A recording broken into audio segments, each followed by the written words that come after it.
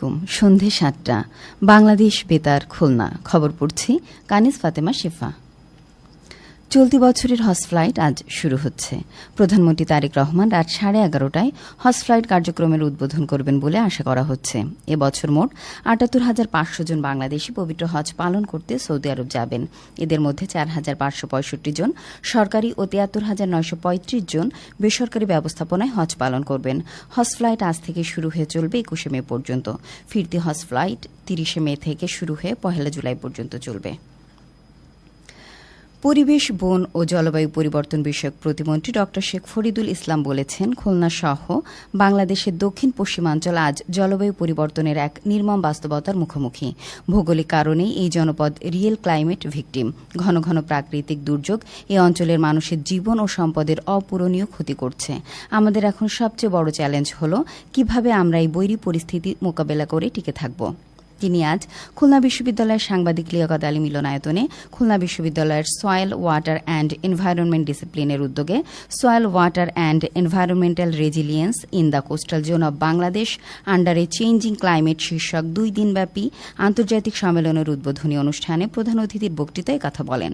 প্রতিমন্ত্রী বলেন, এই অঞ্চলে লবণাক্ততা বৃদ্ধি, মাটি ও পানির দূষণ টেকসই উন্নয়নের ক্ষেত্রে বড় চ্যালেঞ্জ হয়ে দাঁড়িয়েছে। বিশেষ করে রামপাল, মোংলা, কয়রা ও সাতক্ষীরা অঞ্চলে এই সমস্যা প্রকট। এসব সমস্যা মোকাবেলায় কার্যকর ও প্রকৃতি নির্ভর সমাধান খুঁজে বের করতে এ ধরনের সম্মেলনের গুরুত্ব অপরিসীম। তিনি আরও বলেন, আমাদের অস্তিত্বের স্বার্থে বাস্তুতন্ত্র রক্ষা করতে হবে। বিশ্ব ঐতিহ্য সুন্দরবন আজ বহুমুখী সংকটের সম্মুখীন। সুন্দরবনকে বাঁচাতে হলে আমাদের এখনই সম্মিলিত পদক্ষেপ নিতে হবে। পরিবেশের এই বিপর্যয়ের জন্য আমরাও কোনো না কোনোভাবে দায়ী। এ পরিস্থিতি মোকাবেলায় শিক্ষার্থী ও কৃষকদের সম্পৃক্ত করে গবেষণার মাধ্যমে সমস্যাগুলো গভীরভাবে অনুসন্ধান করতে হবে। প্রতিমন্ত্রী বাস্তবভিত্তিক গবেষণার মাধ্যমে উপকূলীয় অঞ্চলের সমস্যার সমাধান বের করার আহ্বান জানান। বিশ্ববিদ্যালয়ের উপাচার্য প্রফেসর ড মোহাম্মদ রেজাউল করিম এতে চিফ প্যাট্রন এবং জাপানের ইউনিভার্সিটি অব ইয়ামানাশির ড রিওটা কাতাওকা ও বাংলাদেশ কৃষি বিশ্ববিদ্যালয়ের প্রফেসর ড এম জহিরুদ্দিন অতিথি বক্তা হিসেবে বক্তব্য রাখেন।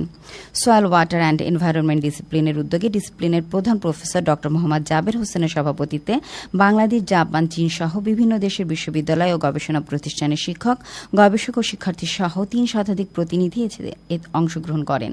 পরে প্রতিমন্ত্রী খুলনা বিশ্ববিদ্যালয়ের ২ নম্বর একাডেমিক ভবনের গ্রাউন্ড ফ্লোরে দেশের মধ্যে প্রথম স্থাপিত সয়েল আর্কাইভ পরিদর্শন এবং অদম্য বাংলা চত্বরে বৃক্ষরোপণ করেন।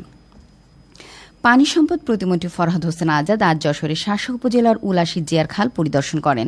পরিদর্শনকালে তিনি সংশ্লিষ্ট কর্মকর্তাদের সাথে খালটির উন্নয়ন, পানি প্রবাহ স্বাভাবিক রাখা এবং সৌন্দর্য বর্ধন সংক্রান্ত বিভিন্ন বিষয়ে আলোচনা করেন। পরে প্রতিমন্ত্রী সাংবাদিকদের বলেন, সারা দেশের ন্যায় উলাশী জিয়ার খাল ভূমিদস্যুরা দখল করে নিয়েছে। সারা দেশে ২০,০০০ কিলোমিটার নদী খাল পুনঃখনন ও জমি উদ্ধার করে সরকারের নির্বাচনী ওয়াদা রক্ষা করা হবে। পানি সম্পদ মন্ত্রণালয়ের সচিব নাজমুল হাসান, জেলা প্রশাসক আশিক হাসান, জেলা বিএনপির সভাপতি সৈয়দ সাবিরুল হক সাবু ও সাধারণ সম্পাদক দেলোয়ার হোসেন খোকন সহ জেলা বিএনপি ও শাসা উপজেলা বিএনপির নেতৃবৃন্দ এ সময় উপস্থিত ছিলেন। আর্সেনিক বিমুক্তকরণ ফিল্টারের উদ্বোধন ও আলোচনা সভা আজ খুলনা শহীদ হাদিস পার্কে অনুষ্ঠিত হয়। খুলনা কৃষি বিশ্ববিদ্যালয়ের উপাচার্য প্রফেসর ড মোহাম্মদ নাজমুল হাসান এতে প্রধান অতিথি ছিলেন। খুলনা বিশ্ববিদ্যালয়ের চারুকলা অনুষদের ডিন প্রফেসর ড শেখ সিরাজুল হাকিম, খুলনা প্রকৌশল ও প্রযুক্তি বিশ্ববিদ্যালয় কুয়েটের সিভিল ইঞ্জিনিয়ারিং বিভাগের প্রফেসর ড হামিদুল বাড়ি, সিটি কর্পোরেশনের প্রধান নির্বাহী কর্মকর্তা রাজীব আহমেদ সহ সংশ্লিষ্টরা এ সময় উপস্থিত ছিলেন। অ্যাডামস ফাউন্ডেশন, কুয়েট এবং জাপানের রিটসুমেকান ইউনিভার্সিটির যৌথ উদ্যোগে উদ্ভাবিত ৩০ লিটার ধারণ ক্ষমতা সম্পন্ন আর্সেনিক বিমুক্তকরণ ফিল্টার উদ্বোধন করা হয়। খেলার খবর, ক্রিকেট। খুলনা জেলা স্টেডিয়ামে প্রাইম ব্যাংক জাতীয় স্কুল ক্রিকেট টুর্নামেন্টের আজকের খেলায় ইসলামাবাদ কলেজিয়েট স্কুল ৪ উইকেটে বেলফুলিয়া ইসলামিয়া হাই স্কুলকে পরাজিত করেছে। বেলফুলিয়া ইসলামিয়া হাই স্কুল প্রথমে ব্যাট করে ২৫ ওভারে সব উইকেট হারিয়ে ৬৯ রান সংগ্রহ করে। জবাবে ইসলামাবাদ কলেজিয়েট স্কুল ১১ ওভার ৪ বলে ৬ উইকেট হারিয়ে ৭০ রান করে জয়ের লক্ষ্যে পৌঁছে যায়। এদিকে মাগুরা জেলা স্টেডিয়ামে একই টুর্নামেন্টের আজকের উদ্বোধনী খেলায় পুলিশ লাইন্স সেকেন্ডারি স্কুল ২০৮ রানের বিশাল ব্যবধানে কালেক্টরেট কলেজিয়েট স্কুলকে পরাজিত করেছে। এছাড়া সাতক্ষীরা দেবহাটা উপজেলার পদ্মসাকরা কোহিনুর ক্লাব মাঠে ৮ দলীয় ক্রিকেট টুর্নামেন্টের আজকের খেলায় ভোমরা এভারগ্রিন ক্লাব ৩১ রানে আল্লাহদান মোটর সুজুকি ক্রিকেট একাদশকে পরাজিত করেছে। ফুটবল।